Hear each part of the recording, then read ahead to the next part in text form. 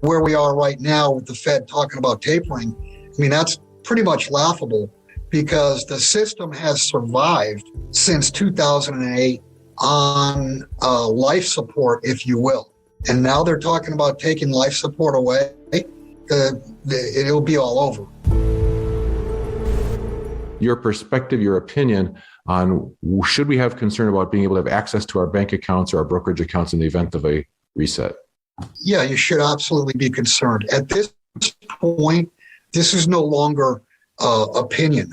This is math. Mathematically, this system, the current system, cannot continue because there's too much debt. The debt that's out there now can never be repaid. And in order to repay it, they've got to create the capital for the interest. In other words, the interest doesn't exist to pay on the current debt. And it goes back to Richard Russell's inflate or die. They're going to have to continually inflate. And where we are right now with the Fed talking about tapering, I mean, that's pretty much laughable because the system has survived since 2008 on life support, if you will. And now they're talking about taking life support away. It'll be all over.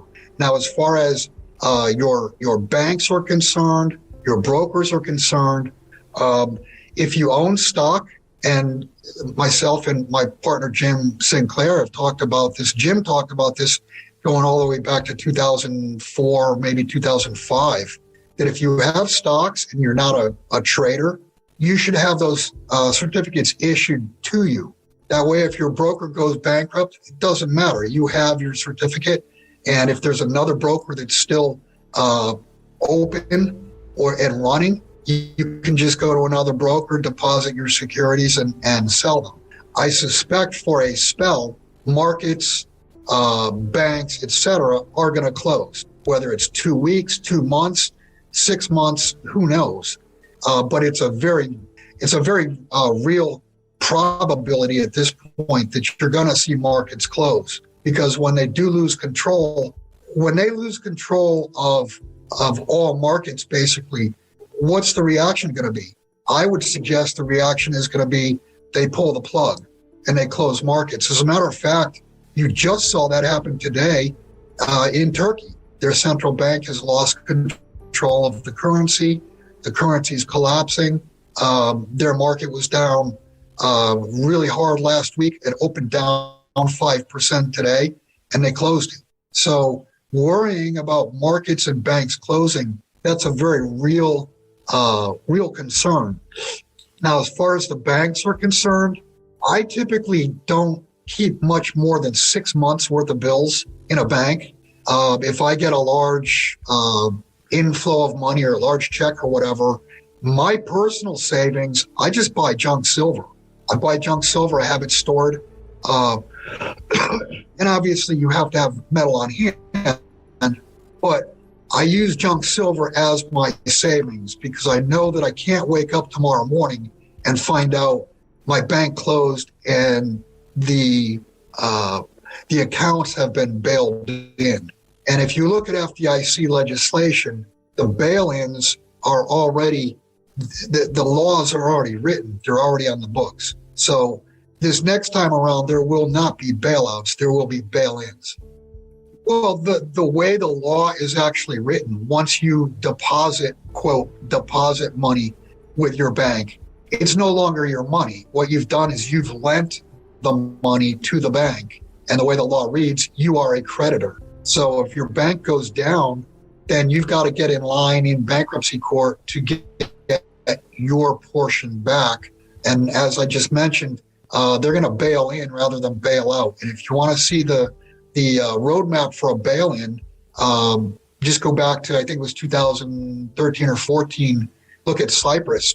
People went to bed on Friday night with 100 euros, and they woke up Monday morning and only had 30. So that was the test bail-in, and that was 7-8 years ago. If you can pay your mortgage off and you've locked in a rate of, 3%, 4%, 5%, I would be inclined not to pay the mortgage, but to hold metal alongside that. In other words, pretty much my whole life, I've owned enough gold and enough silver to pay off all my debt. And this goes back to when I was in my 20s. So it gave me comfort knowing that if the system did collapse, I would have the ability to pay my debt off in something that was not going to bankrupt if the entire system bankrupted. People are really concerned, some more than others, about the potential for government, whether you call it confiscation or nationalization of their assets, including their financial assets like precious metals. Where do you stand on your view of the real risk of government nationalization or confiscation and what you believe are effective strategies to mitigate that risk? I think it is a possibility. You've seen governments go down those lines, many times throughout history. Can they confiscate? Obviously, a bank bail-in, that's a way to confiscate. But can they go and get your brokerage account? Can they get your IRA or retirement accounts? With the IRA and retirement accounts, what they can do, and I would say if they do anything, this is the way they would do it, is that they would take your assets and then replace it with some type of bond, some type of monthly income that to start with looks good, but with the dollar being debased, a year or two later, it's like you lost your pension. So, that's a possibility. They did confiscate gold in 1933. Of course, they revalued it in 34 once the population did not have gold any longer. But if you're worried about confiscation of gold, what you should look at would be the pre-1933 Liberties and St. Gaudens. Those are considered collectibles. And you could have 1,000 ounces, 5,000 or coins, 0.9675. You could have, 5,000, 10,000, $20 gold pieces, and you should not legally be considered a hoarder. You'd be considered a coin collector because they are collectibles. I don't think though they would get to the point of confiscating silver because there's not enough silver, there's not enough monetary value to be had, and most more silver gets used than gets hoarded. So what happens is you're looking at it's an industrial metal, it's a medicinal, it's electronics, etc. So I don't really think that they'd be able to do it with silver, but they would try with if they're going to do that, they would try with gold. But in today's world, let's go back 2 years ago. If you talked 2 years ago about what's actually happening today, where they're talking about mandatory vaccines, you got to wear a mask, you got to stand 6 feet apart, blah, blah, blah, you would have been called a stark raving mad lunatic, and people would have laughed at you. And now, what is it now? It's, quote, the new normal. I think this is going to come to a head. I think a lot of things are going to come to a head in this coming year. Bill, what role do livestock play in your reset survival strategy? I love gold and silver, but they're not productive assets. What productive assets should we own? Livestock, land, tools, etc. Well, yeah, obviously, living on a farm is going to be better than living in a condo in New York City. You want to live in a rural area. If you can farm yourself, if you can have chickens, goats, cattle, whatever hand tools, not necessarily electric tools. So you probably want to back up your whatever electric tools you have. If you use electric saw or chainsaw or whatever, it might be a good idea to get hand saws.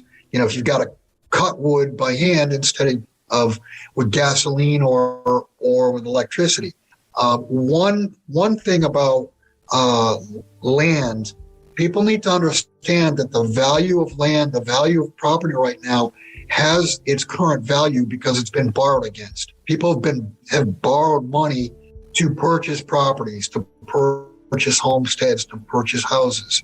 Once the credit market breaks, I believe you're going to see serious, I think you're going to see a real estate crash, but I think you're going to see serious softness even in farmland. So don't fool yourself and think, that if you're paying these inflated prices for farmland now, that they're going to be more inflated later. In dollar terms, maybe, but not in terms of gold. not in real terms. Right, you cannot eat gold, you can't eat silver, but if there's no money, if banks are closed, if the system has come down, I know more than where I live, I know more than a dozen farmers that will sell crops, livestock, you name it, for metal. So all of a sudden, metal will come back into the system from a barter standpoint. So even though you can't eat it, you can use it because farmers understand real money. How much gold and silver is enough? People ask that all the time. I've heard many different answers. I have recommended for years that families have one bag, which is $1,000 face, one bag of junk silver per person per household. So if you're a family of four, $4,000 face should be more than enough. If it's not enough, then we're living in Mad Max and it's not a world you probably would have even survived to that point. And I get that same question done again, how much should I put into gold and silver? And just for the last probably 2 or 3 years, my standard response now is whatever you don't want to lose. Because we live in a world where everything is supported by credit. And when credit breaks, everything breaks. And gold and silver are the only two currencies on the planet, only two monies on the planet that have no liability attached to them. They are pure asset money, and they're the only asset money on the planet. Everything else is a liability. Before we continue, help us clicking that YouTube like button and subscribe now to our channel. This shows the algorithm that you valued this information. And it helps us spread that message. Sharing is caring. And now, let's continue. Do you want to know one thing about crypto? I made over 3,000% in profit in a few weeks. Fact is, the traditional financial system, the traditional money system makes you poor, not rich.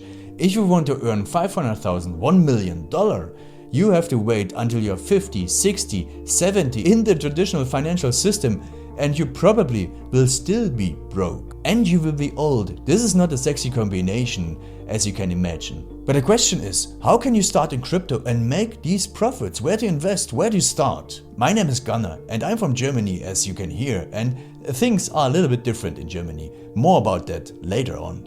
Fact is, there are lots of different cryptocurrencies. It's a gigantic universe where beginners and professionals get easily lost. But there is light at the end of the tunnel. There are 7 key steps you need to follow to become successful in this market. You have to know them, and if you fail one of them, it's literally impossible to succeed in this market. Just an example, one of the key points is your exchange, and one of the biggest are, for example, Binance and Coinbase. These are trusted and well-established exchanges, but, and this is a big but, you won't find the super profitable coins on those exchanges. The unknown super profitable coins that get gigantic profits are not traded on those kind of exchanges. They are traded on much smaller insider platforms that are barely known. And I can tell you what those super secret exchanges are and why they are so profitable. And another super important thing are the right information sources. The point is, the internet is gigantic. There are hundreds and hundreds of YouTube channels, blogs, pages, and much, much more. And there are also market makers and influencers. For example, Elon Musk, he is not a crypto guy, but the moment he recommended Dogecoin, it went through the roof, to the moon, so to say. But why did he recommend it? Where did he hear it from? He didn't hear it from newspapers. And believe me, he is listening to someone. But you have to know who, and you have to react before he is reacting. This is really, really important. And these are only 2 of the 7 steps you have to follow in order to be successful in crypto. And if you want to know all of these steps in much more detail, and if you want to have a comprehensive checklist, here's what you should do. There is a link below this video. Click on this link and you will get the opportunity to subscribe to my channel. Click on the link and you will see a video where I explain the next steps. So see you soon. Click on the link now. I'll see you there.